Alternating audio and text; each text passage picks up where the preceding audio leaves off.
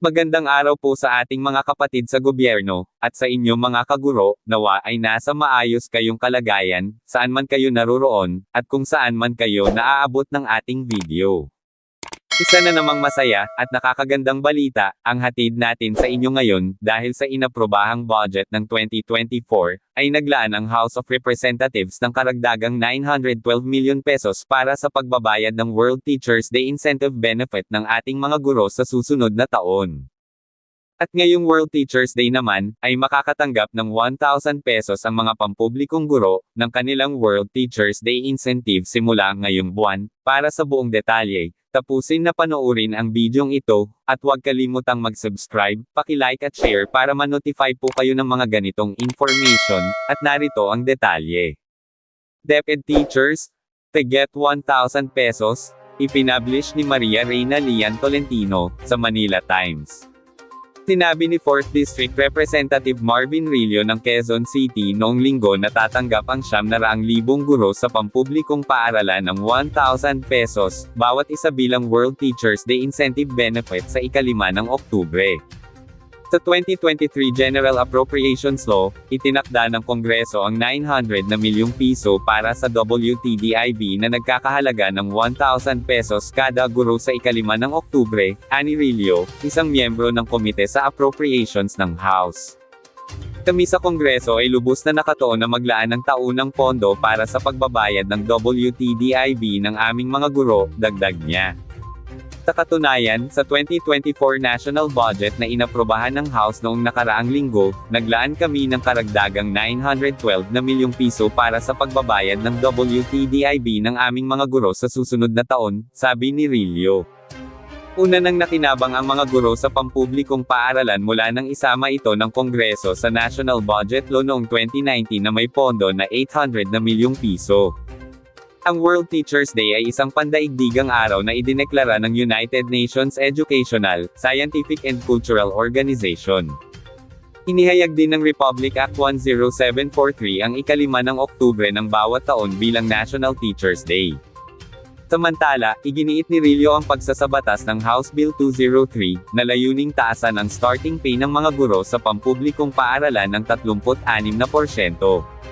Ang buwanang sahod ng mga guro sa DepEd ay itinakda sa 27,000 pesos o salary grade 11. Sa ilalim ng HB 203, na kasamang isinulat ni Rillo, ang magiging buwanang sahod ng mga guro sa pampublikong paaralan sa kanilang entry level ay itataas sa 36,619 pesos or salary grade 15. Idinagdag din ng panukalang batas na ito ang 16,000 pesos na minimum sa buwanang sahod ng lahat ng mga non-teaching personnel ng Department of Education. At sa kaugnay na balita, teachers, students, open to matatag curriculum, na ipinablish pa rin sa Manila Times, ni Eric John Saicua. Isang opisyal ng kagawaran ng edukasyon ang nagsabi na lubos na tinatanggap ng mga mag-aaral at guro ang bagong matatag na K-10 curriculum. Sa isang video panayam ng The Manila Times, sinabi ni Education Assistant Secretary at Deputy Spokesman Francis Bringas na positibo ang pilot implementation ng bagong curriculum.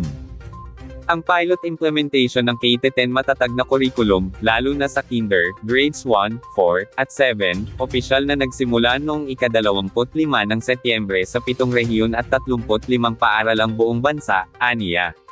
Matapos ang unang linggo ng pagpapatupad, ang feedback mula sa mga regional office ay nagpapakita na ang mga mag-aaral, guro, at mga paaralan ay lubos na tumanggap, pati na rin ang mga lokal na pamahalaang unit or LGUs na sumuporta sa pilot implementation. Inimplement ang matatag sa ilang rehiyon, Rehiyon 1, 2, Cordillera Administrative Region, at mga rehiyon, 7, 11, 12 at 13 na may 5 paaralan bawat isa. Kinumpirma ni Bringas na dahil ito sa bagong kurikulum para sa mga mag-aaral sa grades 1, 4, at 7, may mga hamon, lalo na sa pag-aayos ng programa dahil sa pagbabago ng oras na itinakda. Subalit, matagumpay na naayos ang mga ito noong ika-2 linggo ng pagpapatupad ng programa. Sa pangkalahatan, may kumpiyansa ang aming mga guro dahil sa mga pagsasanay at oryentasyon para sa mga guro na makikilahok sa pilot implementation, kasama na rin ang mga kawani ng paaralan at division personnel na magmamanman at mag-a-assess ng pagpapatupad, pahayag ni Bringas. Tinukoy niya na layunin ng pilutong pagpapatupad ng programa ng matatag na subukan ito sa iba't ibang uri ng mga paaralan, upang makita kung may mga puwang, hamon, at mga isyu na kailangang tugunan bago ito ipatupad sa buong bansa. Tinitingnan namin ang resulta ng pananaliksik na magsasabi sa amin kung ano ang maaaring mapabuti at ayusin, at anong mga intervention ang magagawa natin para sa magaan at walang aberyang paglipat sa susunod na taon ng paaralan, paliwanag ni Bringas. Para sa taong panuruan 2024 hanggang 2025, bago ang pambansang pagpapatupad ng programa ng matatag, magkakaroon ng malawakang pagsasanay para sa mga guro sa kinder at mga grades 1, 4, at 7 sa Hulyo sa susunod na taon, sa panahon ng bakasyon sa paaralan dahil kinakailangan nilang maging pamilyar sa mga bagong gabay ng kurikulum. Maaaring makita ang buong listahan ng mga asignaturang saklaw ng kurikulum ng matatag sa opisyal na website ng DepEd.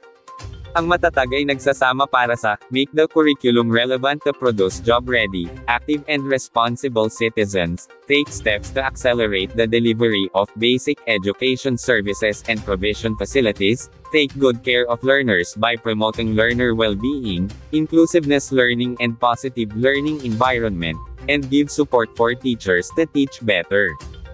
Ito ay itinakda na ipatupad sa buong bansa sa susunod na taon ng paaralan para sa mga mag-aaral sa kindergarten at grades 1, 4, at 7 at unti-unting ipapatupad sa mga mas mataas na baitang sa mga darating na taon ng paaralan. At dito po nagtatapos ang ating video, nawa ay marami tayong nalamang impormasyon, at kung nagustuhan niyo po ang ating video, pakisulat ng inyong comment, sa comment section, para po patuloy kayo maka-access ng latest information, mangyaring paki-subscribe, like at share para ma-notify po kayo ng mga latest updates. Maraming salamat po.